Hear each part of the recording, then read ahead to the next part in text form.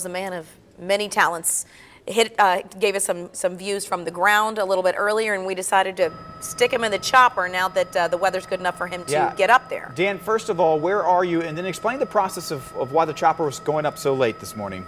Yeah, well, we cannot fly in snow. So that's pretty much the bottom line. And once that snow cleared the area, the 275 area, we were able to get Chopper 9 up this morning and provide you finally some looks from the air as only Chopper 9 can do. So here's traffic southbound on 75. We saw a lot of this from the ground this morning, and the southbound traffic on 75, even though that wreck near 275 is gone, has really not recovered. They have made a lot of progress here in the investigative work. This is where the fatal accident was earlier this morning, and we're getting our first look at one of the vehicles involved in that accident. We saw this from a distance earlier, but for the first time you can really see how heavily damaged that car is involved in this accident where two people lost their lives earlier this morning. Still only the right shoulder just getting by here. This is northbound 75, but take a look at this. This is what happens when you get accidents like this and you get vehicles tied up for a long time. Where'd that go? I saw a big rig down here a little while ago